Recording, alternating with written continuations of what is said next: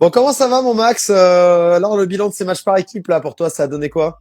Écoute, bilan des matchs par équipe, en tout cas pour moi personnellement, très bien, parce qu'avec avec Bordeaux, on s'est maintenu et on finit troisième de la poule, donc ce qui permet de recevoir trois fois la saison prochaine, donc c'est Ça, toujours c'est bien bien. pour les clubs de recevoir, parce qu'au moins bah on peut jouer devant les nos supporters, c'est toujours un avantage. Tout à Et fait. après, après pour les autres équipes, je sais pas si toi tu avais un mot à dire sur les autres équipes, si il y en a une en particulier qui t'a plu ou pas. Non, bah, forcément, après, c'est Boulogne-sur-Mer qui est champion de France. Donc, j'ai joué pour Boulogne-sur-Mer sur ma dernière, sur une de mes toutes dernières années sérieuses, on va dire, de championnat de France par équipe, où j'avais participé à la montée. Donc, je tiens à féliciter tout le club, parce qu'il y a quand même des personnes que j'aime bien là-bas. Et c'est vrai qu'il y a Boulogne-sur-Mer, c'est une histoire incroyable. Ils ont commencé en régional et ils ont fait, je crois, 8 montées d'affilée avant de finir champion de France. Avec, je crois, ils ont redoublé une fois en Pro B, c'est tout, il me semble, Et si je me trompe pas.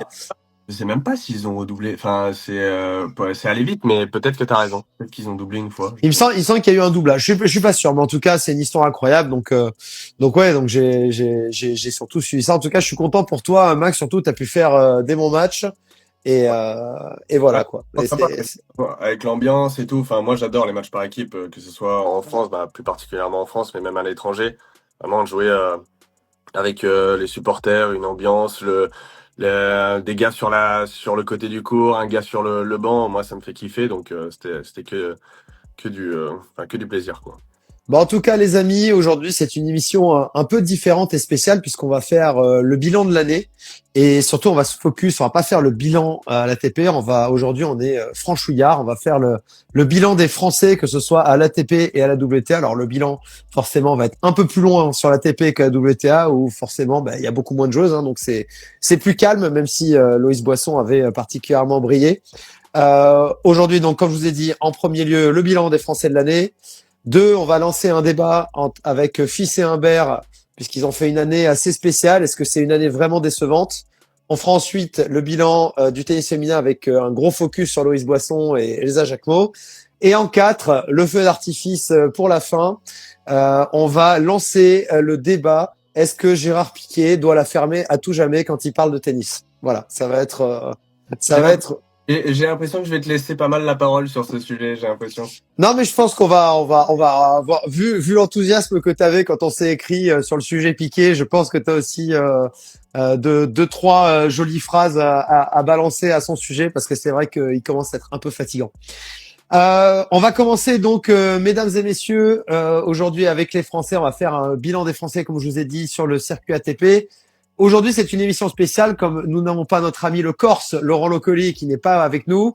Donc, ce sera vous, en fait, qui feront la troisième personne. On va discuter un petit peu avec Max.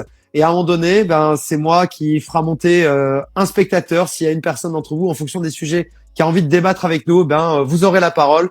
Et ça sera avec plaisir qu'on pourra écouter votre avis. Alors, le bilan des Français de l'année, en faisant un très rapide débrief, un concentré. Donc, j'ai noté des moments importants. Dans le désordre, on a eu quand même une année assez riche sur le circuit ATP pour les Frenchies, avec Alexandre Muller qui a remporté son premier titre ATP à Hong Kong dès la première semaine de l'année à 27 ans. À Rio, ensuite, il a fait une finale sur un ATP 500 en battant Fonseca. Mon fils qui remporte son 13e titre de sa carrière à Auckland et il devient le plus vieux joueur depuis 1977 à 38 ans à remporter un ATP 250 ou un tournoi ATP tout court. Il bat son premier top 4 à Melbourne à 38 ans aussi. Alors ça va être un sujet à débat parce que je pense que battre un top 4 il y a 10 ans, c'était plus dur que maintenant. Quand on imagine qu'à 38 ans, il y arrive, mais on reviendra dessus. Hugo Humbert qui défend son titre à Marseille, mais qui a son accident domestique à la main, handicapé sur la séance sur terre et qui a mal au dos. Ensuite, il y a Arthur Fils qui bat presque Alcaraz à Monte-Carlo, qui se fait sa fracture de fatigue. Arthur Cazot qui fait sa première finale à Kitzbühel. Il y a évidemment Loïs Boisson avec sa demi-finale incroyable à Roland-Garros. Il y a Elsa Jacquemot qui a été d'une superbe régularité tout au long de l'année et qui est montée super haut. Donc il y a plein de choses à dire sur les Français. Pour commencer, quand on regarde le classement final à l'ATP des Français, on a dans le top 10, on a Gaël Monfils qui finit numéro 10 français, Cazot 9e, Atman 8e, Mpetshi numéro 7 français, Royer 6e, qui est une des plus grosses progressions, Muller 5e, Fils 4e, Humbert troisième, Moutet deuxième et Rinderknecht numéro un. Mon cher et tendre Max, qu'est-ce que tu penses de ces progressions? Parce qu'il y a quand même eu du remue-ménage sur le circuit ATP, sur les classements des Français. On voit que Arthur Rinderknecht, par exemple, est passé de la 65e place à la 25e, il me semble, à peu de choses près. Je dois pas être très loin là au niveau, parce que ça, malheureusement, j'ai mal noté cette partie-là. Oui, il termine. Il était, En tout cas, il il est est. tête de série pour l'Open d'Australie, je crois. Oui, c'est ça. Il est 29e. Il finit l'année 29e mondiale. Qu'est-ce qu'on peut dire? Déjà, selon toi, on va commencer la plus belle progression. Les plus belles progressions chez les Frenchies. On a Royer qui passe de 197 à 57e. On a Atman qui passe de 158e à 63e. On a donc Rinderknecht qui passe de 65e environ à 29e. On a notre ami Corentin Moutet qui finit, je crois, 35 ou 36e mondial en partant autour de la 60e place. De ces quatre-là, pour toi, qui fait la plus belle progression? Parce qu'en fait, passer de 200 à 50, c'est énorme, mais passer aussi de 65 à 25 ou 28e, c'est quand même énorme aussi. Quelle est ton opinion? Clairement. Après, je pense que quand même passer de 200 à 50, c'est quand même hyper dur parce que quand tu commences 200, tu fais pas les mêmes tournois. Tu commences par des tournois qui te rapportent moins de points. Tu fais beaucoup plus de matchs et tu gagnes moins de points. Donc pour ça, en fait, assez rapidement, je dirais que c'est Valentin Royer qui fait la plus belle progression, on va dire, sur l'année 2025 pour les Français, en tout cas. Parce que L'année de Valentin, elle est exceptionnelle. Je vous la reprends dans l'ordre. Il a commencé par remporter des séries de Challenger, notamment au Rwanda, où tu étais, toi, Max. Tu y étais sur ces je tournois. suis une de ses victimes. Tu es une de ces victimes. Ah oui, d'ailleurs, premier tour du premier Ouais, tournoi. Je vois ouais, Maxime Chazal, victoire 6-3, 6-4, malheureusement pour toi. ouais. Avec toi. Donc, il a remporté le Challenger de Kigali 1. Il a remporté en suivant celui de le deuxième, en Rwanda aussi à Kigali. Il a ensuite fait une finale en Challenger à Zadar en Croatie. En gros, il a enchaîné tout le temps. Il a sa wildcard à Roland-Garros où il y a eu un match, on va dire, un peu compliqué où il perd 7-6, 6-3, 3-6, 6-7, 7-5 contre Galan alors qu'il aurait dû jouer, je sais plus, il jouait un joueur qui était extrêmement bien classé, il s'est retrouvé à jouer un Lucky Loser. Donc ça a été une déception pour lui. Mais après, il se qualifie pour rappel et fait deuxième tour contre Manarino à Wimbledon. Enfin, l'année est exceptionnelle. Il fait son premier tableau à l'US Open. Derrière, il fait sa première finale en fin de saison à Hangzhou, en Chine. Enfin, c'est vrai, j'ai pas souvenir, Max, t'as souvenir de quelqu'un qui a fait une progression comme ça, de passer de 200e à un 50e, c'est juste quand même incroyable. J'ai pas souvenir de quelqu'un qui a fait quelque chose comme ça sur une saison complète, sans parler de Vachereau, qui a fait Oui, le saut en. j'allais te dire, en fait, maintenant, il y en a plein qui vont dire, bah, Vachereau, mais en fait, à part Valentin qui a fait ça avec son Master 1000, mais c'est vrai qu'avant ça, c'est tellement difficile que je pense pas qu'il y en ait énormément. Ou sinon, je dirais que c'est plus des mecs qui étaient déjà dans, on va dire, le top 50, qui sont redescendus pour blessures, etc. Et qui après, quand ils se sont remis à jouer, tu vois, ils sont remontés assez vite, mais parce que ils avaient déjà été à ce niveau-là. Mais par contre, quand t'as jamais été à ce niveau, faire 250, c'est monstrueux. Non, mais c'est monstrueux. Mais je suis d'accord avec toi. Tu vois, quand je regarde les progressions, de là où part Valentin Royer, c'est vrai que de commencer de 197e mondial et finir 57e, bon, c'est juste complètement monumental, en fait. Surtout sur la régularité. Ce que fait Vachereau, c'est exceptionnel aussi. Mais je trouve que c'est avoir cette régularité tout au long de l'année, gagner des matchs, gagner des matchs, gagner des matchs en partant de petits challengers, franchement, c'est complètement admirable. Et je rappelle aussi, il était dans le tableau final aussi au Masters de Paris, en partant des qualifs aussi. Donc, c'est vraiment l'année, elle est pleine jusqu'au bout. Comment tu le vois, toi, sur cette saison 2026? Parce que passer de 200e à 57e, c'est plus la même, pardon. Parce que là, tu vas commencer direct en ATP 250 au plus bas. Tu peux jouer des très bons joueurs d'entrée. Est-ce que tu penses que c'est un profil de joueur qui est capable quand même de bien tenir la baraque dès le début de la saison? Moi, je pense qu'il peut bien tenir la baraque parce que, après, je sais un petit peu comme il s'entraîne. Je sais que c'est un bosseur. Et puis c'est surtout quelqu'un qui investit aussi dans sa carrière. En fait, il s'arrête pas là. Il veut toujours aller plus haut. Tu vois, donc il prend entre guillemets, il met les choses en œuvre en tout cas pour tenir la baraque et potentiellement faire mieux que ça en 2026. C'est ce que je lui souhaite. Mais je pense que voilà, c'est quelqu'un en plus qui est un super entraîneur. Je trouve que c'est un des meilleurs entraîneurs que j'ai vu. Qui est Et l'entraîneur? Rappelle-le nous. c'est Julien Gillet. Mhm. Donc franchement, moi qui les ai vus un peu s'entraîner, etc. Enfin voilà, il y a pas de détails qui sont mis à la poubelle. C'est tout est entre guillemets essayer de bien mettre tout en place pour qu'il y ait cette progression en fait et pour déjà éviter les blessures, etc. Et je pense que c'est pour ça que cette année en fait il a réussi à faire une année comme tu as dit pleine avec ça parce qu'on sait que c'est hyper dur de faire une année pleine sans blessure, etc. Et franchement bravo et je pense que avec tout ce qu'il met en place, en tout cas je croise les doigts pour lui, bah que je pense qu'il peut faire même mieux que tenir la baraque quoi. Oui, bah, je pense qu'il y a pas de raison. Surtout il a un jeu qui est plutôt sûr. C'est quelqu'un qui est très physique, Ouais, qui est quand même voilà, solide. il fait pas trop de chichi, mais je trouve que c'est de plus en plus juste. Je l'ai joué encore en match par équipe, voilà, il y a 2 semaines et demie. Tu sens que voilà, à un moment donné, c'était un petit peu accroché, mais à un moment donné, il s'est dit bon bah là, ça suffit, je vais passer devant. Et voilà, donc on a senti que déjà il y avait de la confiance et puis qui sait ce qu'il doit faire, quand il doit le faire. Et ça, franchement, ça montre que bah, potentiellement, même pour le début de 2026, ça peut être pas mal du tout. Ouais, et parlons justement de la deuxième plus grosse progression de l'année. Hein, c'est Terrence Atman qui a fait un début de saison très correct. Hein, il gagne quelques matchs par-ci par-là, mais rien d'incroyable. Et c'est en avril où il remporte le Challenger de Busan en Corée, où il remporte ce tournoi en battant de très bons joueurs de dur. Hein. Je pense à Holt, l'Américain, Walton, l'Australien, 86e mondial au moment où il remporte le tournoi. Derrière, il remporte aussi le Challenger de Guangzhou en battant Skullgate en finale. Je me souviens d'ailleurs, il avait terminé sa tournée en Chine, il avait pris l'avion pour aller à Bordeaux.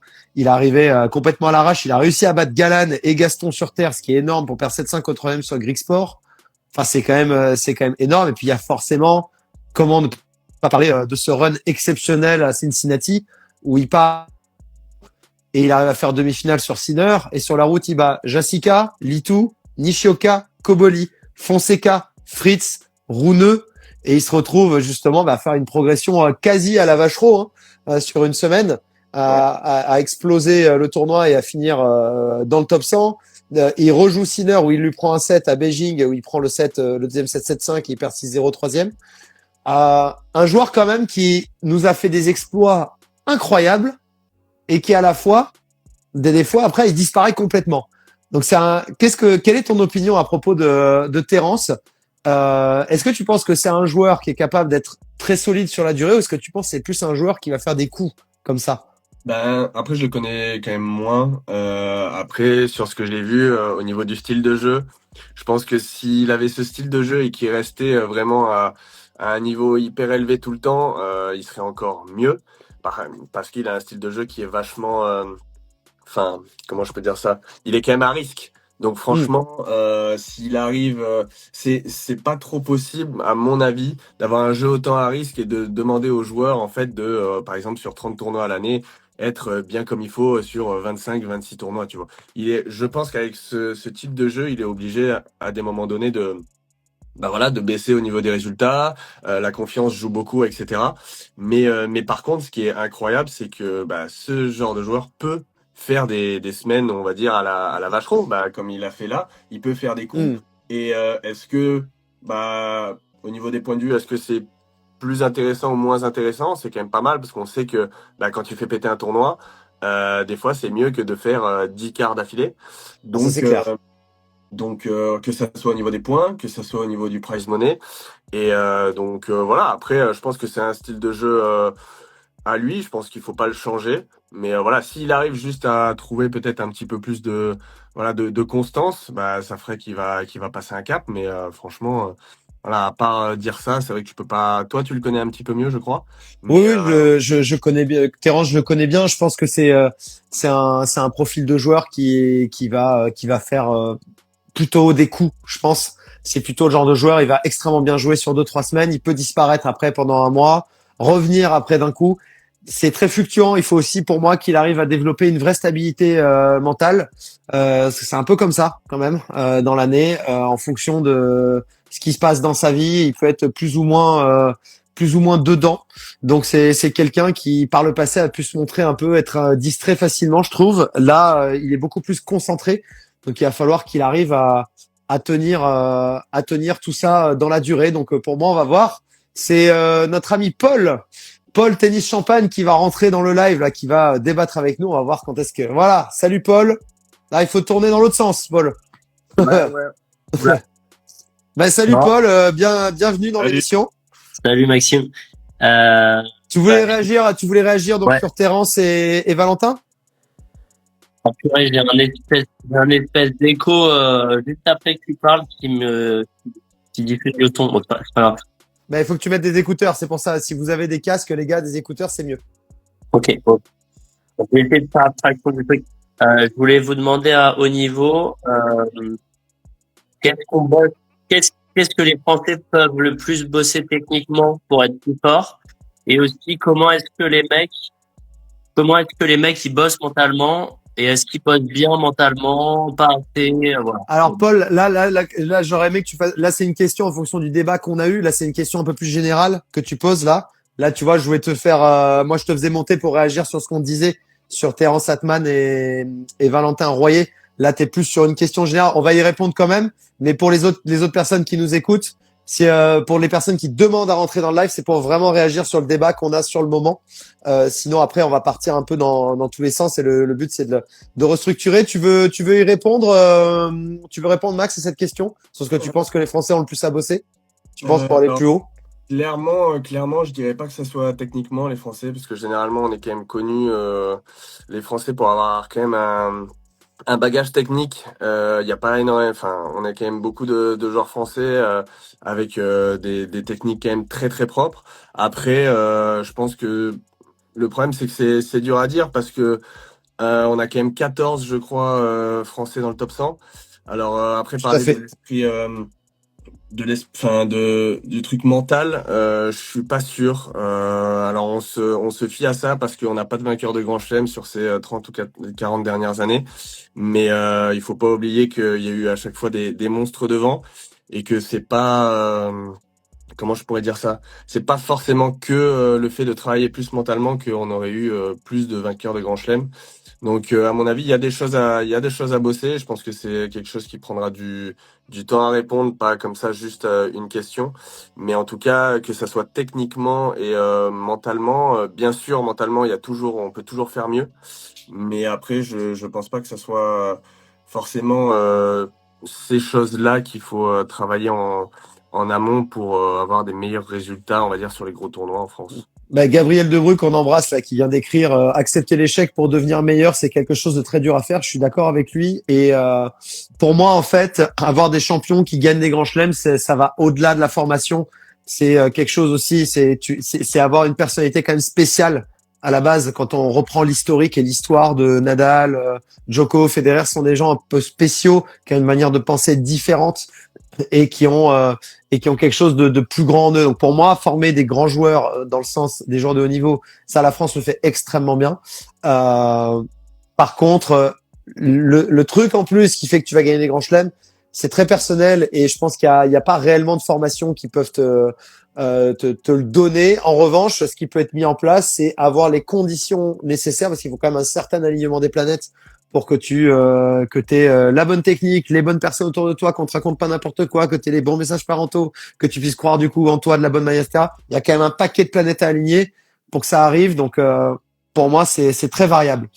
Gabriel qui dit, je trouve c'est quelque chose, on n'est pas assez bon, on regarde beaucoup les résultats des autres et beaucoup de gens se comparent. Alors je suis d'accord avec toi, Gab. Après, bon là c'est toi le joueur actuel qui parle, il y a Max qui joue encore et moi l'ex-joueur et maintenant entraîneur, mais en fait c'est très difficile. Je connais pas beaucoup de joueurs dans ma carrière que j'ai entendu dire ouais c'est bon, je regarde aucun résultat, je fais ma route, je trace quoi. C'est pas évident quand même. Je trouve qu'on est quand même poussé à surveiller ce qui se passe. Ne serait-ce que pour savoir est-ce que je vais rentrer en qualif de Grand Chelem. Ah si truc il gagne, il va me passer devant. Enfin tu vois, à un moment donné, je trouve que je sais pas, je trouve ça assez naturel de suivre. Mine de rien, des fois, alors c'est pas bon de se comparer tout le temps, mais mine de rien, c'est bien aussi pour essayer. Après, c'est toujours pareil, c'est se comparer pour essayer que ça soit quelque chose qui te pousse. vers le haut. Voilà, se comparer pour essayer, ok, qu'est-ce que je peux faire de mieux pour, par exemple, pour rattraper tel mec ou pour essayer de faire comme lui. Enfin, essayer de se comparer, mais pour essayer d'aller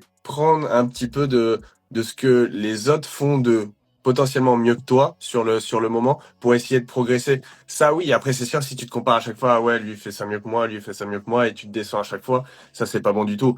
Mais après, c'est un juste milieu à trouver et comme tu as dit, c'est en amont quand t'es jeune, tout ce qui est autour, enfin que ce soit les parents, les entraîneurs de club d'abord, comment t'es entouré, les discours qui sont dits aux jeunes, ça fait énormément de enfin on grandit avec ça en fait et il faut faire vraiment attention aux discours qu'on dit aux jeunes qui veulent aller au plus haut niveau. En fait, ces discours-là sont vraiment importants parce que Ah moi ben t'as les messages parentaux, t'as les messages des coachs aussi. C'est terrible. Enfin moi, tu vois, par exemple, je porte un stigmate sur moi toute ma vie. Là, vous pouvez voir sur l'écran, là j'ai une cicatrice ici. Bon, c'est quoi? C'est un coach qui m'a dit n'importe quoi en revers, qui me faisait finir mon revers comme ça vers l'avant. Et du coup, à 18 ans, chirurgie, désarthrosage. Enfin, ça se joue à ça aussi. Hein. Et ce qui fait qu'après, derrière, j'ai toujours eu des problèmes de confiance dans mon revers toute ma vie. Donc oui, l'entourage est vraiment extrêmement important. Je suis complètement d'accord avec toi, Max. Quoi. On va enchaîner sur la suite pour pas qu'on dérive trop. Parce que vous voyez, la question de Paul qui est très intéressante nous a un peu sorti du cadre. Donc là, si vous voulez rentrer dans le live, c'est avec grand plaisir, vraiment, mais c'est pour débattre du sujet. Là, il y a Jean-François là qui est en attente que je vais faire rentrer après. On va parler de Rinderknecht. Rinderknecht qui fait une année, donc qui termine quand même numéro 1 français. Qui fait une année spéciale parce que quand il arrive à Roland-Garros, là, j'ai sous mes yeux, là, j'ai sa saison. Il n'y a pas beaucoup de matchs quand même qui sont gagnés. Il est un peu dans le dur. Alors, il s'est marié juste avant Roland-Garros. Il a parlé d'un épisode un peu de dépression. Il a demandé ses services à Lucas Pouille pour l'entraîner. Et après, ça a été une métamorphose complètement folle parce qu'en fait, ça a commencé dès Wimbledon, dès la tournée sur gazon, pardon. Il fait qualifier quart au Queens. Wimbledon, il fait troisième tour en battant Alexander Zverev et Christian Fer. Ensuite, Kitzbühel, il fait demi-finale et puis ça n'a fait que enchaîner. Il n'a fait que gagner des matchs. Il fait huitième de finale notamment à l'US Open en battant Carbaliès, Davidovic, Bonzi. Et puis il y a évidemment le cousin qui l'arrête en finale de Shanghai et en quart de finale ou en huitième de finale, je sais plus, à Paris. Non, avant. Je dis n'importe quoi. Deuxième tour. Donc, mais il y a cette finale donc au Masters 1000 de Shanghai. Progression quand même incroyable, Max. Est-ce que toi, tu t'attendais un jour déjà à voir rapidement notre ami Arthur rentrer dans les 30 en partant de la 65e place environ en début d'année? Moi, je t'avoue, je m'y attendais pas trop. Bah, non, je m'y attendais pas un peu. Après, surtout quand on voit son début de saison qui était quand même dur. Voilà, je crois qu'il l'avait dit qu'il était un petit peu dans le dur, voilà, dans la tête, etc.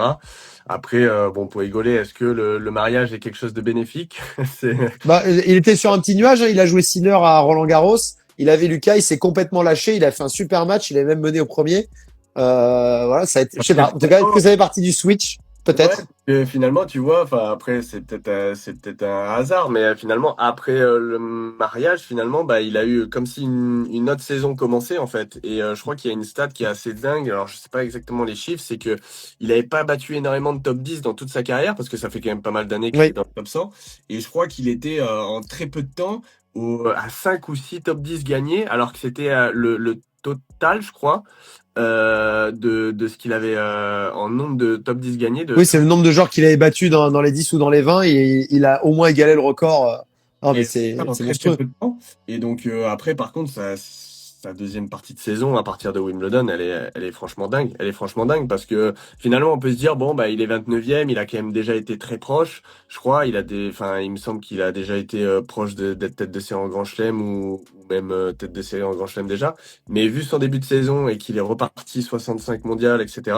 Franchement, je m'attendais pas à le voir dans les 30 en fin d'année.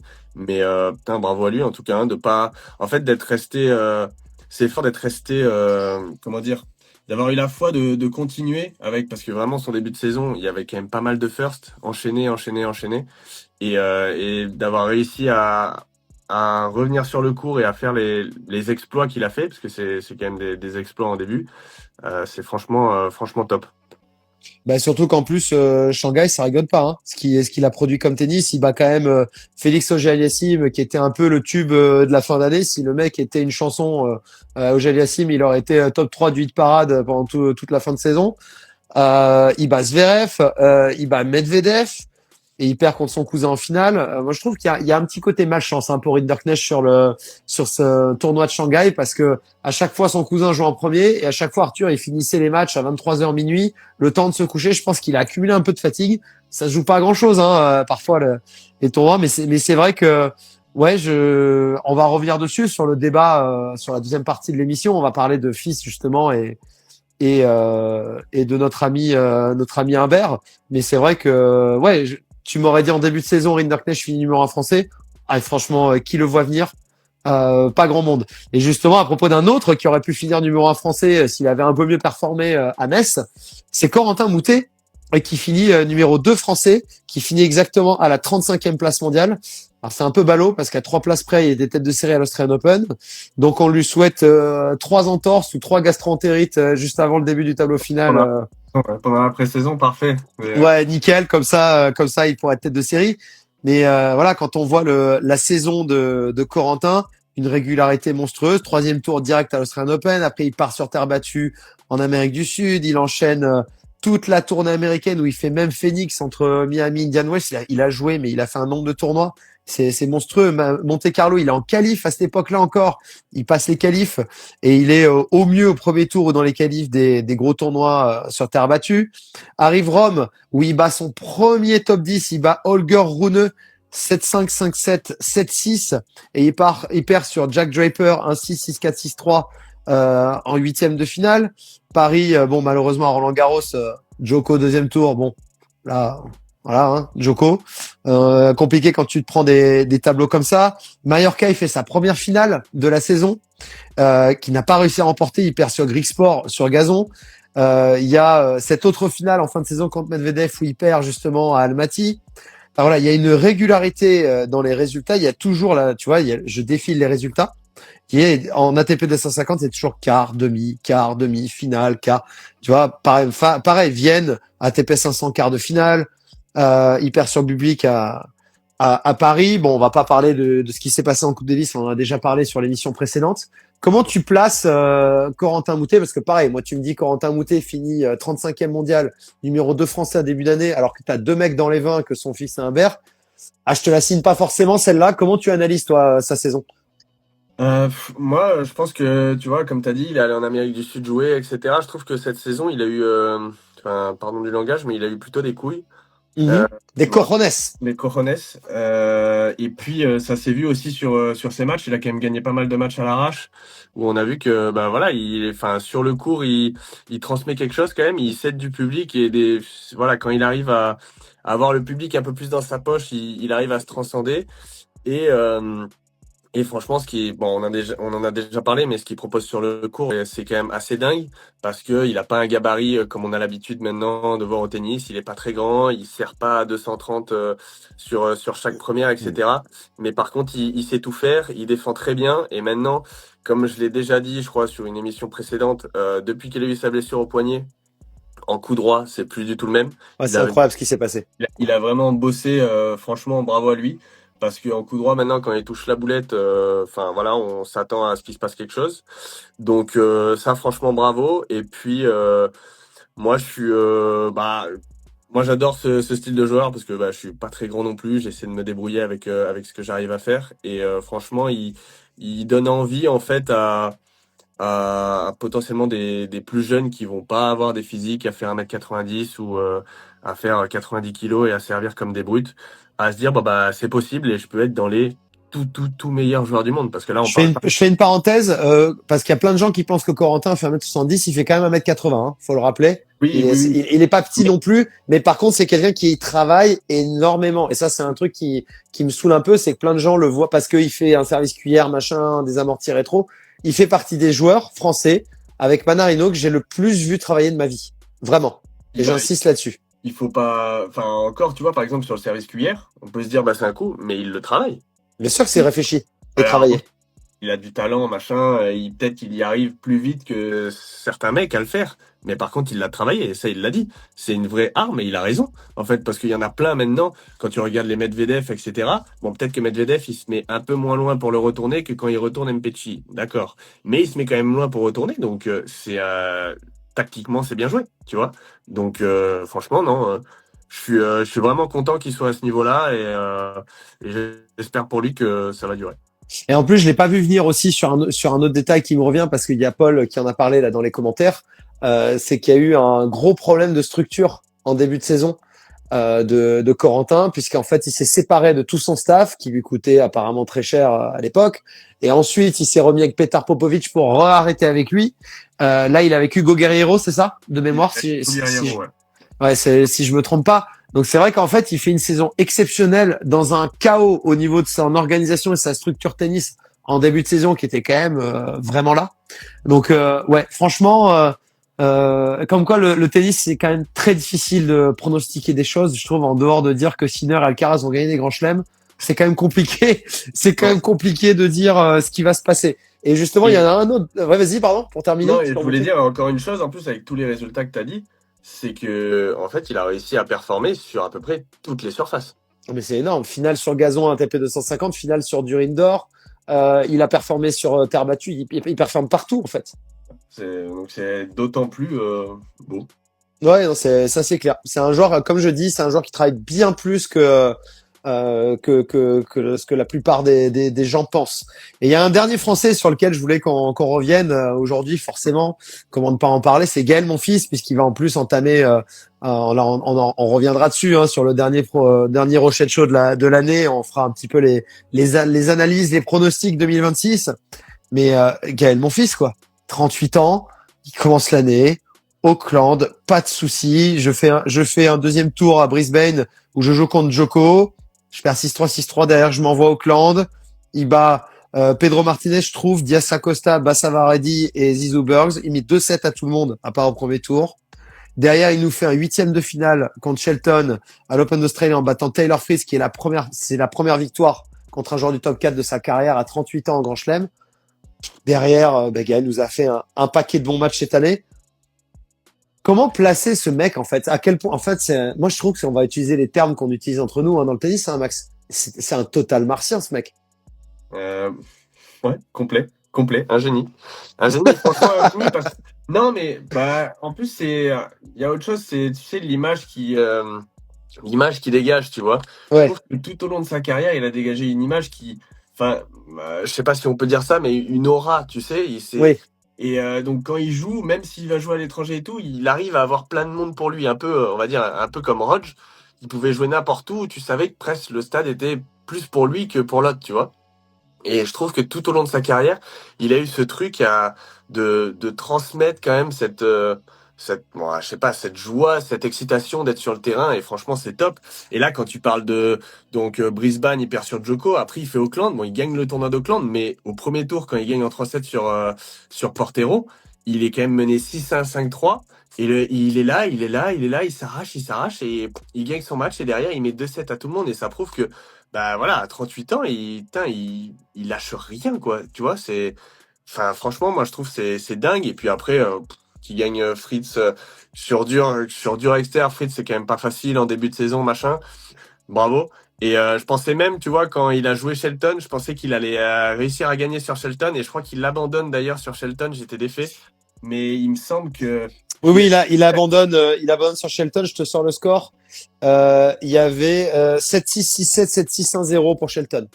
Ouais, tu vois, et moi, quand je vois que derrière Fritz, c'est juste Shelton, je me dis, ouais, c'est mythique, il va s'envoyer un quart en grand chelem, ça va être incroyable, parce que je le voyais passer. Mais bon, après, voilà, je sais plus ce qui s'était fait comme blessure, mais voilà, franchement, et puis, encore un truc, c'est que cette année, il a quand même joué que 17 tournois, et il est quand même 60 mondial. Non, mais c'est ça, j'étais en train de me dire la même chose quand je vois, en fait, je regarde sa saison. Jusqu'à Miami, il fait une saison normale. Derrière, entre Miami et Monte Carlo, il fait Monte Carlo. Il fait VO à Madrid au deuxième tour sur Rublev. Il perd 3-3 à Hambourg sur la TP 500 d'Hambourg. Et surtout, moi j'étais présent. Pour moi, sa saison s'est un peu terminée à Roland. Sa saison à Roland, ses matchs à Roland étaient incroyables. J'étais dans le stade quand il bat Hugo Delienne 4-6, 3-6, 6-1, 7-6, 6-1. C'était franchement un Gaël Chaud. Hein. Franchement, ce que j'avais dit à Ivan Ljubicic quand on s'était croisé le lendemain, j'avais dit, franchement, j'ai l'impression qu'il fait exprès. Il y a des fois, non mais ça c'est ma théorie. C'est pour le spectacle, pour le côté chaud, il est capable en fait de se retrouver mené à 7-0, 2-7-0. Je sais pas, je peux pas dire c'est conscient inconscient, ça se trouve c'est une énorme connerie ce que je dis, mais j'ai l'impression qu'en fait, c'est créer des scénarios comme ça chez lui pour après briller et sortir la cape de super-héros et remporter le match. C'est quelque chose qui est tout à fait dans ses cordes. Et pourquoi c'est ma théorie? Parce qu'en fait, j'étais à l'INSEP avec lui, à la Fédé, et qu'en fait, il faisait exactement ça sur des jeux qu'on faisait des jeux dans les carrés de service, là, qu'on appelle le carré magique, etc. Il créait des situations comme ça. En fait, il créait des situations où, en fait, du coup, il passait pour un mec incroyable à chaque fois. Et ça me faisait mourir de rire à l'époque.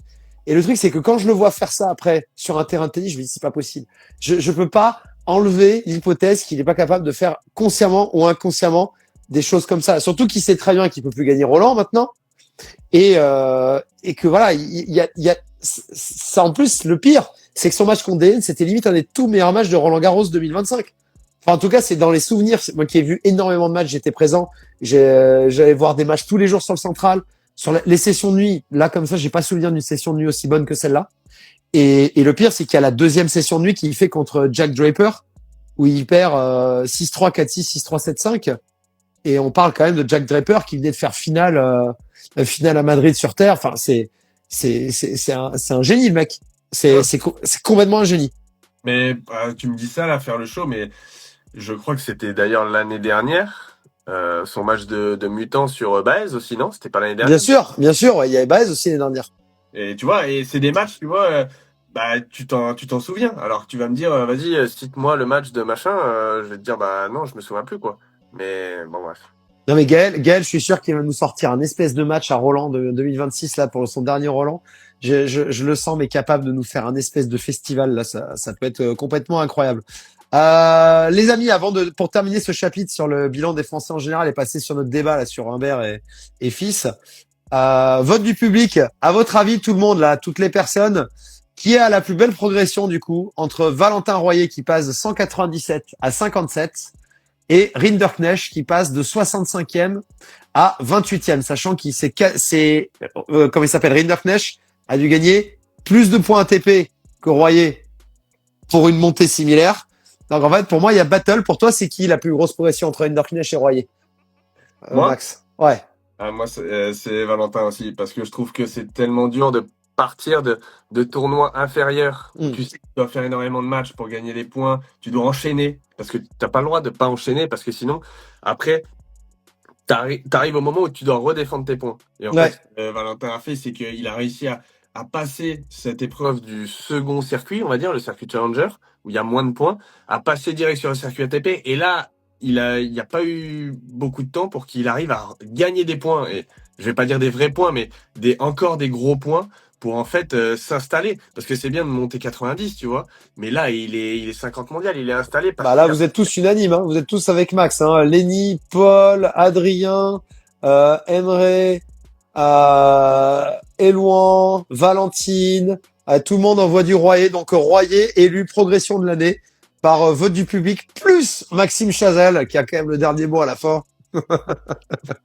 Donc ouais, on dira Valentin, ouais, je suis d'accord, parce que c'est assez incroyable. Ça nous permet de passer dans le deuxième sujet. Hugo Humbert, Arthur Fils. Moi, je trouve, je vais donner mon avis. Le débat, c'est est-ce que c'est une année décevante? Je vais dire oui. Mais pour moi, c'est pas la faute à pas de chance, les histoires de blessures, parce que pour moi, il y a une très mauvaise gestion de la part des deux, surtout de la part de Arthur Fils. On parle de joueurs qui étaient tous les deux dans le top 20 en début de saison. On parlait d'eux, souvenez-vous, hein, tout le monde, hein, en janvier, on parlait d'eux. Lequel des deux, limite, va rentrer dans les 10? Parce qu'on était quasi sûr qu'il y allait y avoir un des deux qui pouvait rentrer dans les 10. Et pourtant, les deux, là, ils sont complètement sortis du top 30. Ils n'ont pas beaucoup joué cette année. Alors, il y a l'accident domestique de Hugo Humbert sur la saison sur terre battue, où il a eu mal à la main, après il a eu mal au dos, il a continué à jouer, puis il a réussi à ça allait mieux, puis il a re-arrêté en fin de saison parce qu'il avait encore mal au dos. Et puis pour moi, le plus gros échec, c'est Arthur Fils qui se fait sa fracture de fatigue à Roland-Garros. Alors ça arrive. C'est pas ça, je dis le problème. Pour moi, le problème, c'est la gestion derrière, où il joue pas. Derrière, il essaie de jouer 2-3 matchs à l'US Open, sur la tournée de l'US Open, ça marche pas. Et depuis, c'est silence radio, il joue plus du tout. Pour moi, il y a une véritable déception, et notamment dans la qualité. Je vais être un peu méchant, hein, mais presque dans la qualité de l'entourage, parce qu'un mec comme Arthur Fils, pour moi, il doit pas être dans cette situation à tenter d'aller jouer à l'US Open pour arrêter après pendant 3-4 mois. Après, j'ai pas vu les IRM, j'ai pas vu les images, mais pour moi, je me pose réellement des questions sur la façon dont il a été suivi. Est-ce que tu as une opinion, toi, Max, par rapport à ça? Une opinion, je dirais non parce que je suis trop loin mais moi qui ai eu une blessure au dos cette année, en fait, je trouve que le dos est quand même une partie tellement importante, on s'en sert tout le temps, quel que soit le mouvement.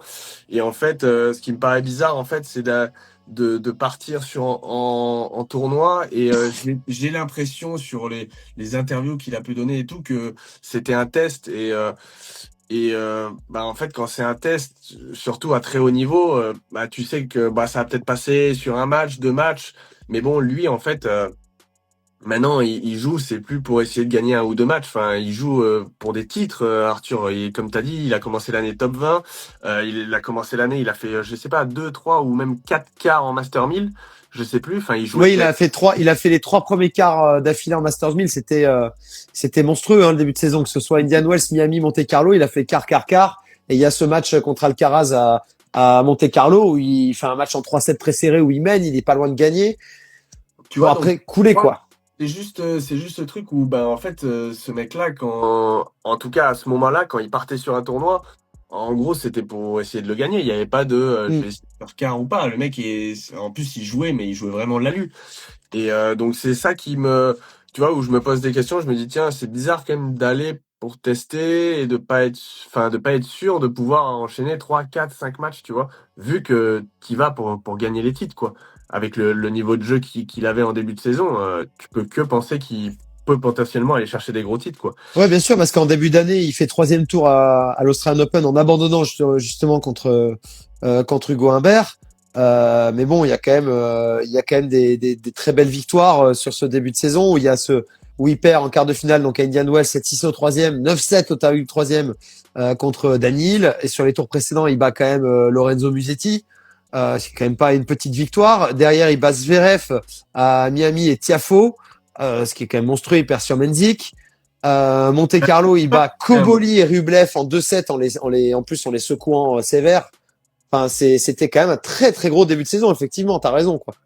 Ouais, et puis en plus, bah, quand on regarde, c'était aussi polyvalent, quoi, sur dur, sur terre. Bon, bah voilà, quoi. Donc ouais, pour moi, j'espère qu'il va prendre le temps surtout de revenir en forme, parce que là, c'était vraiment une grosse déception. Je suppose que là, il est 40e mondial, donc il sera pas tête de série en début de saison sur l'Open d'Australie. Le pire, c'est que je pense pas qu'il puisse avoir un classement protégé.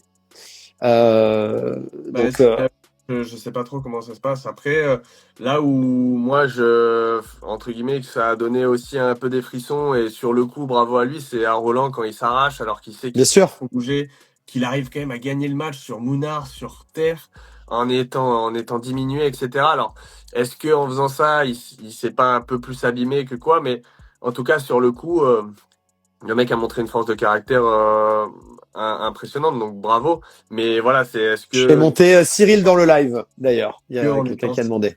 Ok. Est-ce qu'en étant si jeune, tu vois, c'était judicieux, tu peux jamais. Mais bon, en étant français, t'es à Roland, c'est dur de se dire, bon allez, non, je peux pas continuer, quoi. Et franchement, il a réussi à gagner le match, et ça a donné quand même des frissons, quoi. Bon, en fait, oui, c'est pas très pratique sur Instagram de faire monter les gens. Et là, Paul, tout à l'heure, en deux secondes, a réussi Ouais. à Après, je quitter. pense qu'on va passer sur YouTube et tout, ce sera plus Oui, simple. oui, ça sera beaucoup plus simple.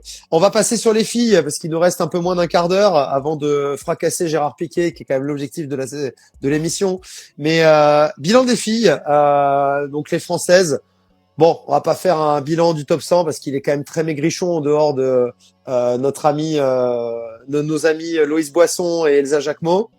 Ouais. On a aussi Euh, une autre petite pépite jeune d'origine malgache. Là, après, le nom, j'ai peur de l'écorcher. Mais Rakoto Manga. oui, en fait, je vois très bien de qui on parle, mais j'ai pas envie d'écorcher le nom. Mais oui, le nom est très long. Je crois que c'est ça. Ouais, Rakoto Manga. Enfin, voilà. Oui, J'espère. qui a remporté un WTA 125 en Amérique du Sud. 250. Ah, c'est un TA 250, oui, pardon. Un Oui, W. tu as raison. Ouais. Et jeune, hein, 19 ans, je crois. Enfin, 18 ou 19, il me semble. Et Je suis en train d'aller le chercher. Je suis en train d'aller pas au chercher Polo. la Pas au Polo. stat. Hop, je suis en train de chercher. Mais bon, de toute façon, les deux Françaises qui Oui. sont vraiment sorties du lot, ça reste quand même Loïs Boisson et Elsa Jacquemot. On a quand même aussi Varvara Gracheva qui finit l'année 77e mondiale, la néo-française qui la France depuis très peu de temps, depuis un peu moins de 2 ans maintenant. Elsa Jacquemot donc finit 59e mondiale et Loïs Boisson finit 36e. On va commencer par Elsa Jacquemot qui en fait a fait une année complètement incroyable. Alors elle, je l'ai pas du tout vu venir. Et oui, comme dit Rose, il faut pas oublier Léolia Jean-Jean aussi qui fait un peu la navette sur entrée top 100 juste derrière. Donc c'est Ouais. vrai qu'elle est très proche. Donc elle aussi, elle fait une jolie saison. Mais ouais, c'est Elsa Jacquemot. Je trouve ça incroyable ce qu'elle a fait. Elle a gagné un nombre de matchs. Elle a commencé en début d'année à gagner des matchs sur des gros challengers en Europe où elle fait finale en France, vainqueur en Pologne. Elle gagne quelques matchs aussi pendant le printemps. Elle a cette wildcard à Roland-Garros justement où elle perd au troisième tour 7-5 au troisième contre Loïs Boisson. Et derrière, on n'est pas sûr de la chance puisqu'elle enchaîne à Wimbledon. Elle fait qualifier deuxième tour, c'est-à-dire qu'elle sort des qualifs sur gazon alors qu'elle n'y avait probablement jamais joué ou pas beaucoup joué depuis les juniors. Elle fait une finale à contre Aix-Ville. Enfin, ça a été vraiment toute l'année. Ça a été ultra régulier. Demi-finale à Guadalajara en fin d'année en septembre. Après, elle a pas joué depuis le China Open début octobre. Donc ça, j'ai pas l'information si c'est parce qu'elle est blessée ou parce qu'elle a décidé que ça suffisait. Elsa Jacquemot, ben tu vois, voilà une autre. Comme quoi, les Français, on les a pas vus venir cette année, que ce soit chez les garçons ou chez les filles. Alors chez les filles, c'était impossible de les voir venir. Mais Elsa Jacquemot, tu vois, Max. Alors celle-là, je l'ai pas du tout vu venir. Encore plus quand je la voyais jouer à Roland, parce que j'ai vu son premier tour contre Sakkari. Au premier tour à Roland-Garros, ça jouait tellement mal, mais vraiment, les deux, Sakkari faisait n'importe quoi. Léolia était ultra tendue. Et Léolia, pardon. Elsa était ultra tendue. Elle a quand même réussi à remporter le match. Je sais pas si tu l'as vu un petit peu jouer, toi, Max, cette année, mais c'est vraiment une grosse surprise, je trouve, chez les Françaises. Alors, je l'ai pas vu trop jouer. J'ai vu le match qu'elle a perdu sur Loïs à Roland. Ouais. Voilà, un match à l'arraché. Voilà, où il y a eu. Elles ont, on va dire, elles ont fait le troisième set où elles ont joué bien toutes les deux. Après, à un moment donné, il y a eu un trou, je crois, de Loïs au second. Enfin bref. Qui s'est blessé. Loïs se blesse, en fait, un peu dans le match. Et en fait, elle a cru qu'elle s'était refait mal. Ouais, au genou et Ouais. voilà, elle se posait des questions, donc voilà. Mais non, je l'ai pas beaucoup vu jouer. Après, j'ai vu que toute la tournée américaine, après en août, septembre, elle avait quand même pas mal joué, que ce soit que comme t'as dit Sud-Amérique ou Nord-Amérique, elle a fait 2 ou 3 bons tournois en Amérique en fin d'année sur dur. Et Guadalajara, C'est au Mexique. c'est en altitude en plus, non? Oui, c'est en altitude, ouais, tout à fait. Donc non, franchement, assez surpris de la voir là. Après, là pour le coup, j'ai trop peu de données pour donner réellement un avis, à part le même que toi sur le fait que j'avais pas Surtout su qu'en plus, tu soutenir, vois, quoi. non, mais sur la fin de saison, elle rejoue Sakkari. En plus, elle lui met 2-0 justement à Guadalajara. Elle bat Elise Mertens, qui est une joueuse qui est quand même très difficile à jouer sur dur. Elise Mertens, pour les personnes qui l'ont déjà vu jouer, vous savez de quoi je parle. Pour les personnes qui ne la connaissent pas, c'est une joueuse qui est extrêmement complète, qui a un tennis hyper propre. C'est pas le genre de joueuse en fait qui laisse passer des opportunités. Donc quand on bat 6-4 au troisième sur dur dehors, Elise Mertens, c'est vraiment c'est vraiment une belle performance derrière pour battre Tatiana Maria, qui était l'Allemande qui avait fait surprise sur la tournée sur gazon, qui avait fait un qualifié vainqueur sur un WTA 500. Enfin voilà, il y a quand même des gros résultats et c'est une joueuse pour moi en plus à la base, Elsa, je la voyais assez limitée. C'est une joueuse qui avait de gros problèmes en coup droit et par contre c'est une joueuse qui se bagarre, qui a un très bon revers, qui sert plutôt bien et surtout en fait je la trouve très courageuse quand elle joue. Et au fur et à mesure, ce qui m'a étonné au fur et à mesure de l'année, c'est quand je l'ai vu jouer à Roland au coup droit, c'était quand même compliqué. Plus l'année avançait, plus j'ai trouvé qu'elle s'améliorait en coup droit. Jusqu'à la fin de saison, je l'ai revu taper. Je reconnaissais pas son coup droit par rapport au début de saison. Elle s'était vraiment améliorée. Et franchement, c'est assez intéressant. Est-ce qu'on peut penser qu'une Elsa Jacquemot peut aller visiter le top 20, le top 30? Je pense que c'est beaucoup trop tôt pour dire. Déjà, elle va jouer le tour principal en 2026. Ça sera déjà bien qu'elle arrive au moins à se maintenir à ce classement-là, je trouve. Parce que voilà, il y a quand même tout de suite des gros matchs à jouer. Et on va voir, en tout cas, pour moi, c'est une vraie surprise. Et puis, on ne peut pas ne pas parler, Max, évidemment, de Loïs Boisson, qui est le, euh, le grand tube de l'année en France en 2025. Je rappelle quand même le parcours de Loïs, qui fait une saison exceptionnelle jusqu'à Roland-Garros l'année dernière, juste avant Roland-Garros au WTA 250 de Paris qui a lieu dans le Bois de Boulogne juste avant, où elle se fait le genou, elle se fait les croisés. Elle reprend en 2025, en février, elle fait un ou deux tournois de mémoire sur dur. En indoor, elle en fait un. Elle fait un à Manchester, deux, c'est bien ça. Elle fait Manchester et Mâcon sur dur. Et après, elle part sur terre. Très vite, elle fait une finale directement à Terrassa sur terre. Après, elle fait une demi. Et elle se retrouve à gagner Saint-Gaudens juste avant Roland-Garros, ce qui lui permet d'avoir la wildcard à Roland-Garros. Et là, on rappelle quand même le parcours incroyable. Elle bat Elise Mertens, justement, on parlait juste avant d'Elise Mertens pour Elsa Jacquemot. Elle bat Kalinina au deuxième tour, elle lui met 1 et 2. Elle bat Elsa Jacquemot dans ce match vraiment des deux rivales qui sont de la même année. En plus, si je me trompe pas, 7-5 au troisième. Et puis surtout, elle bat 6-4 au troisième Pegula qui est troisième mondial. Et elle met 2-7, 7-6, 6-3 Mira Andreeva en quart de finale. Après, elle prend 1 et 2 en demi sur Coco Gauff. D'ailleurs, je m'étais personnellement un peu enflammé. Je la voyais carrément faire finale, moi, Loïs. Parce que je m'étais dit, si elle arrive à rentrer plein coup droit de Coco Gauff, ça peut être un festival aussi. C'est pas ce qui s'est passé. J'ai découvert pendant le match que Coco Gauff aimait bien quand on lui liftait la balle et qu'on lui mettait à hauteur d'épaule et que ça l'arrangeait. Donc, ouais. Avec des petits bombés croisés, Coco sur le coup.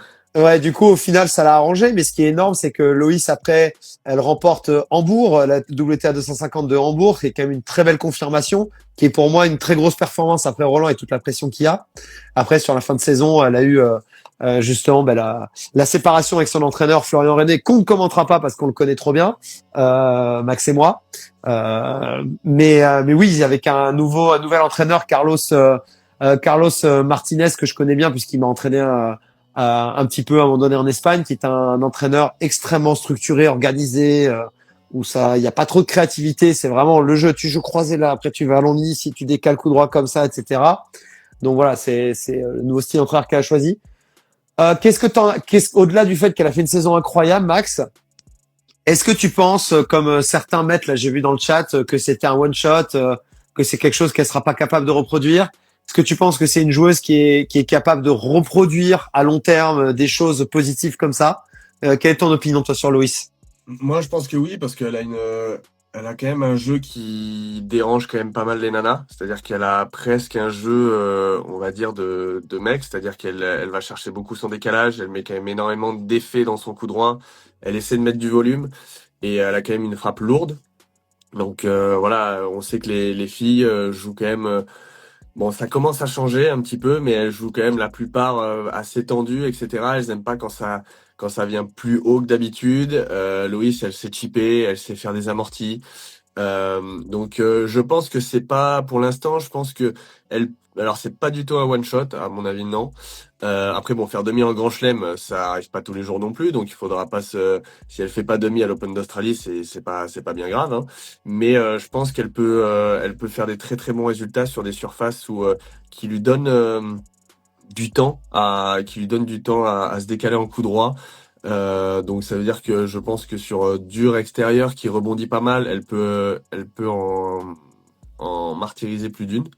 Et après, je pense que juste sur gazon, ça risque d'être compliqué encore parce que c'est quand même très dur. Après, c'est une surface où il joue que 3 ou 4 semaines par an, donc c'est pas, on va dire, c'est pas bien grave, c'est pas le plus important. Non, au gazon, bon. Si tu joues moyennement sur, de toute façon, et j'ai même envie de te dire, pour moi, elle peut bien jouer partout. Elle sert l'acier, elle a un super chip et elle envoie la sauce en coup droit. Pour moi, à partir de là, c'est de la natation. Mathilde, qui est joueuse professionnelle, Lolia, qui est dans le chat, qui dit, pour moi, elle va avoir une super carrière, un jeu qui dérange et une mentalité de championne surtout. Et oui, Tennis IQ qui rajoute qu'elle a un super physique. Pour moi, elle a tellement de qualité. La seule question que je me pose, c'est, est-ce que la séparation avec Florent René va avoir un impact un peu à moyen terme? Moi, je pense pas que c'était une grande idée cette séparation, parce que je pense que c'est vraiment l'entraîneur qu'il lui fallait. Après, on va voir. Est-ce que Carlos Martinez va arriver à l'aider, à continuer à évoluer? C'est pas l'entraîneur le plus technique que j'ai connu de ma vie, pour rien vous cacher. Après, ça fait longtemps que j'ai été sur le terrain avec lui, donc il a très certainement évolué. Hein. Mais est-ce que Carlos Martinez va arriver à l'inviter à trouver des solutions, à s'améliorer en revers, parce qu'il y a quand même pas mal de boulot de ce côté-là, même si son revers est très correct, il est quand même il est quand même nettement plus faible que le reste de son jeu. Pour moi, c'est pas un one shot non plus, mais j'ai une question sur comment elle va arriver à penser. Est-ce qu'elle va arriver à penser à long terme de la bonne manière? Est-ce que elle va arriver à justement avoir une mentalité costaud qui lui permette de continuer à évoluer positivement? C'est quelqu'un quand même qui, par le passé, a montré. Nous, on l'avait vu jouer. Tu te souviens, Max, l'année dernière à Terrassa, justement, ou Sabadell, je sais plus où c'était, quand t'avais fait, toi, t'étais à Tarragona, on avait fait le tournoi, je t'avais accompagné, et on était allé la voir jouer. Voilà, c'est une joueuse qui a beaucoup de potentiel, mais qui est capable aussi un peu grincheuse sur le terrain parfois. Et il peut y avoir une petite raquette qui vole de temps en temps, etc. Alors là, elle le fait plus maintenant, je pense, parce qu'elle est sur le circuit principal. Mais Bon, là, d'un coup, bon, quand tu jettes la raquette, si tu prends une amende, tu réfléchis avant de lâcher la raquette. oui, à 1000, 2000, 5000, 10 000 balles le cassage de raquette ou le jet de raquette, ça peut faire réfléchir, parce que ce sont les vrais tarifs, les amis. Moi, une fois, j'avais gueulé dans un match à Roland une fois, merde. Et l'arbitre anglaise m'avait collé un avertissement. J'avais pris $500 d'amende. Alors, j'avais réussi à négocier parce qu'il y a un casier judiciaire, faut le savoir, hein, à l'ATP. Mon casier judiciaire étant vierge, je suis allé négocier avec les superviseurs. Ils me l'ont enlevé l'amende et ils m'ont dit attention, si tu le refais bientôt, tu l'auras l'amende. Je dis oui, très bien, oui, bouge pas. Donc, donc ouais, j'avais gardé mes $500. Mais c'est vrai que je sais pas. Moi, si ça avait été toujours Florian aux manettes, elle a un super préparateur physique aussi. Avec une team comme ça, j'aurais été très optimiste. Là, pour moi, je suis pas négatif, je suis pas optimiste, je suis un peu neutre dans l'inconnu. Je sais pas si Loïs va être capable de produire ce niveau de jeu-là. Je lui souhaite. C'est clairement une joueuse que j'adore. J'adore son style de jeu. Pour moi, il faut qu'il y ait plus de joueuses qui jouent comme ça, qui ont des vrais physiques, qui se déplacent bien, qui sont capables de chipper, de décaler coup droit dans les du lourd. On va voir. Moi, je pense qu'elle est capable de faire une belle saison. Par contre, il est clair que s'il y a des gens qui s'attendent à ce qu'elle fasse demi ou finale à Roland tous les ans, voilà, il y a quand même, il y a quand même un petit gap par rapport à ça, quoi. Ouais, et puis faut trouver son équilibre avec son entraîneur aussi. C'est ça qui est un peu dangereux des fois quand tu te sépares d'un entraîneur avec qui finalement ça a bien fonctionné. À chaque fois que quand elle était pas blessée, bah voilà, à chaque fois il y avait quand même une progression notable au classement, donc c'est un peu ça en fait qui est dangereux, je trouve, quand tu changes d'entraîneur, quand finalement les résultats sont là, c'est que au bout d'un moment il faut prendre le temps de se faire confiance, il faut trouver l'alchimie aussi, tu vois, parce que finalement là avec son dernier entraîneur avec Florian, ça faisait bien 3 ans, 4 ans, et donc tu trouves une certaine enfin voilà, tu trouves un peu comment dire, comment être en fait, t'arrives à te trouver, tu commences à te connaître presque par cœur, que ce soit l'entraîneur avec sa joueuse ou la joueuse avec l'entraîneur. Et voilà, cette alchimie est pas facile à retrouver, donc en espérant que ça fonctionne pour elle dès 2026. Ouais. Rose en commentaire qui nous demande est-ce qu'elle ne risque pas d'avoir du mal au niveau de prévention des blessures. Son jeu lui demande énormément d'efforts quand même. Pour moi, pas plus qu'une autre, joueur. Les surfaces sont très compliquées partout. Le seul truc en fait que Loïs a que les autres joueuses n'ont pas, c'est qu'elle a déjà eu les croisés et que en fait, il est possible que ça ait des répercussions si elle n'est pas parfaitement traitée, que ce soit en préparation physique et en kiné. La moindre chose qui soit pas réglée au millimètre, ça peut déboucher sur de temps en temps des tensions au fessier, à la hanche, au psoas. Donc voilà, Teddy Saikyu qui dit qu'elle était en désaccord sur pas mal de points avec son ex-entraîneur. On a dit qu'on ne commentera pas le truc parce que nous on connaît exactement ce qui s'est passé et on va pas commenter là-dessus. En tout cas, il y a une version officielle et on va rester sur la version officielle où ils se sont séparés d'un commun accord et c'est très bien comme ça. Pour finir, le moment que nous attendions, mon cher Max, Gérard Piqué, alors notre cher footballeur préféré du petit monde du tennis. Donc on rappelle le palmarès de Gérard Piqué dans le tennis, un niveau de jeu très incertain et surtout un rachat avec son fonds d'investissement de la Davis Cup et qu'il en a fait une compétition de foire qui est à peu près du niveau des interclubs de Pro A et encore, parce qu'il y a des équipes de Pro A, franchement, qui sont au moins du même niveau que certaines équipes de Coupe Davis, voire meilleures. Gérard Piqué qui a dit: il faut supprimer le deuxième service et instaurer un point décisif à la place des avantages. Les gens ne veulent plus voir les joueurs faire rebondir la balle ou enchaîner les services. Ils veulent du rythme et du jeu. Une analyse sur cette belle sortie de Gérard, mon Max. Qu'est-ce que tu veux dire à ça? C'est quand même dur. C'est un peu comme si moi, j'allais voir la FIFA et je leur disais, en fait, les équipes de foot, quand ils jouent au foot, je trouve que quand ils sont dans leur terrain, s'ils font plus de 3 passes en arrière, ils prennent un carton. Parce que en fait, non, mais tu vois ce que je veux dire, c'est que des fois, voilà, il y a des équipes, ils font pas mal de. Moi, je regarde pas énormément le foot, mais des fois, je regarde des matchs de foot, etc. Des fois, quand ils font que des passes à 10 derrière, des fois, tu te dis, bon, c'est un peu chiant, ça dure depuis 10 minutes, machin. En fait, ouais, moi, j'irais voir la FIFA et je dirais, voilà, au bout de, je sais pas, 5, 6 passes entre les défenseurs, carton. Voilà. Et non, mais Non, mais tu sais, on peut aller plus loin dans la connerie. Si lui, et maintenant, les gens, il y a pas beaucoup de gens qui regardent des matchs de foot entiers. Donc, on fait quoi? On fait des mi-temps d'un quart d'heure maintenant? C'est quoi on fait des mi-temps d'un quart d'heure, maintenant, il y a quoi? On va jouer à 14 sur le terrain et plus à 11. Le mec, en fait, ce mec, il arrive et il essaie de changer nos règles, quoi. Déjà, le mec, il a changé la Davis Cup, bon, qui était la Coupe Davis, c'était pas non plus la compète du siècle. Je l'ai toujours exprimé, j'ai toujours dit, une Coupe du Monde annuelle, c'est débile. Et là, son fonds d'investissement, ce qu'ils en ont fait, mais c'est catastrophique. Non, mais après, tu vois qu'un autre sportif parle d'un autre sport, etc., ou qui essaie de faire des choses pour un autre sport, bon, pourquoi pas.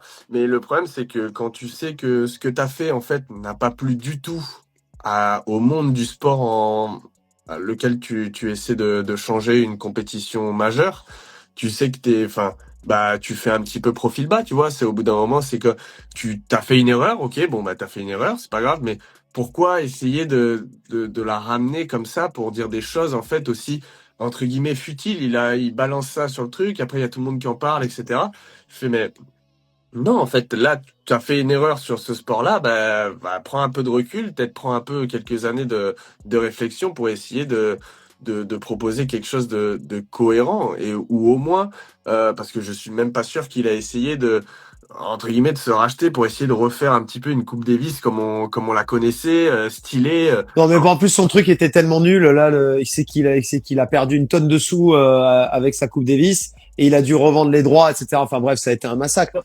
Mais ouais, c'est plus ça, moi. C'est plus ça qui me dérange. Donc j'ai envie de lui dire, en tout cas, reste dans ton sport où t'as été un génie. Y a pas de souci, machin. Mais pour l'instant, voilà, reste sur essaie de faire évoluer ton sport, etc. Mais je pense que le tennis, si c'est pour dire on va dire des bêtises comme ça, ça sert à rien. Non, mais là, franchement, le mec, il arrive de nulle part, il a jamais mis 3 balles dans le terrain, il arrive, il dit ouais, on va enlever un service et maintenant on fait des noix à égalité. Non, mais je veux dire, à un moment donné, faut qu'ils arrêtent. Les mecs comme ça, ils arrivent, ils sortent du foot, il arrive dans le tennis sous prétexte qu'il arrive avec un fonds d'investissement, il y a plein de thunes. Le gars, il dit ouais, maintenant la compétition, tiens, la Coupe Davis, je vais la prendre, on va la faire comme ci, on va la faire comme ça, on va péter plus de 100 ans de tradition. Et moi, Gérard Piqué, avec fonds d'investissement, on oublie, on parle de Gérard Piqué, mais il y a aussi Lionel Messi qui était dans le truc. Nous, les joueurs de foot, on arrive, on va changer les règles. Non mais les gars, franchement, cassez-vous. Vous avez rien à faire dans le tennis. Rien que le mec qui dise on va enlever un service et on va faire des noix. Mais non mais c'est quoi? Moi, je vais arriver dans ton sport et je vais te dire, dès qu'il y a une faute, il y a penalty. Alors, quelle que soit la faute sur le terrain, c'est comme le Noad. On fout un penalty. Comme ça, on va avoir des super scores. Il va y avoir des 14-13 dans les matchs, dans les matchs de championnat. Non, mais sans déconner. Je veux dire, franchement, c'est Gérard Piqué dehors. Moi, j'en veux pas des mecs comme ça. Il a rien à faire dans le tennis. C'est une quiche totale. Il comprend pas notre sport. Le mec n'y a pas joué. Il est là, il vient, il veut faire du business, des thunes. Il veut déconstruire un sport qui est au moins aussi vieux que le sien et qui a beaucoup plus de tradition, beaucoup plus de classe, beaucoup plus d'intelligence et beaucoup plus d'élégance depuis fort longtemps. Donc pour moi, des mecs comme ça, ils ont rien à faire dans le tennis. Faut qu'ils dégagent et que lui aussi, il faut qu'il aille marcher 1 heure et qu'il réfléchisse à ce qu'il a dit parce que là, c'est plus possible. Ouais, enfin, j'ai l'impression tu vois, qu'il apprend pas forcément de ses erreurs. Enfin, il a fait quand même une grosse bourde avec cette Coupe Davis. Mais je pense pas qu'il croit qu'il a fait une bourde. C'est ça le truc. C'est qu'à tout Au bout moment, d'un il dit moment, c'est ce qu'il a fait, c'était bien. Tu vois. ouais, mais quand tu revends les droits et que tu sais que tu as perdu des sous, c'est qu'au bout d'un moment, quand tu es, on va dire, chef d'entreprise, ton entreprise, tu déposes le bilan et t'as des dettes, c'est que ton Bah, entreprise c'est pour va ta pas pomme, marcher. ouais. Donc après, bon, c'est pas forcément que tu avais une mauvaise idée, mais en tout cas, ça n'a pas marché. Donc, c'est prendre du recul sur le fait, ok, attends, je vais peut-être essayer de me réfléchir un petit peu avant de lancer des trucs comme ça, quoi. Enfin, Non mais là, tu vas voir, là bientôt il va nous dire ouais les gars, en fait on va enlever carrément le service, on va engager croisé, on rejoue croisé et ça joue, on va faire des matchs comme ça quoi, on va faire des séries du fond quoi. Là, c'est la prochaine étape quoi. Viens Mac, ouais, on lance un championnat de séries du fond. bah écoute, alors si ça se lance, par contre, je veux bien être, je veux bien être un des joueurs parce que Et, écoute 2026, je lance un championnat de France des séries du fond. Je mets 15 000 euros à la gagne et franchement. Venez chercher Maxime Chazal en série du fond. Bonne chance, les gars. Parce qu'il n'y a plus de service, plus de retour. Et je peux vous dire qu'il va envoyer des giclettes en coup droit. Tiens, il y a Mathilde qui a l'air de se marrer. Mathilde aussi, je te fais la même version féminine. Tu viendras et tu vas prendre tes 10 000 balles aussi. Magnifique. Je vais vous sponsoriser les deux, là, directement. Je vais vous faire gagner vos séries du fond. C'est fabuleux. Bon, en tout cas, c'est la fin de l'émission. On a largement dépassé. On a 1h10 quasiment. Merci à toutes et à tous de nous avoir suivis. Encore une fois, le podcast est dispo très rapidement. Là, je vais le mettre en ligne sur toutes les plateformes de stream et vous retrouverez le replay de l'émission sur Insta et sur notre cher YouTube. On vous dit à très bientôt. Merci Max encore d'être venu. Merci à toi Lo et à tous ceux qui ont pris le temps de nous écouter, que ce soit pour les bonnes choses ou nos petites conneries aussi. Bien sûr, il y a beaucoup trop de conneries d'ailleurs. Je crois qu'on va l'arrêter cette émission parce que je me raconte n'importe quoi en fait. Allez, à bientôt tout le monde en tout cas et merci. Ciao, ciao.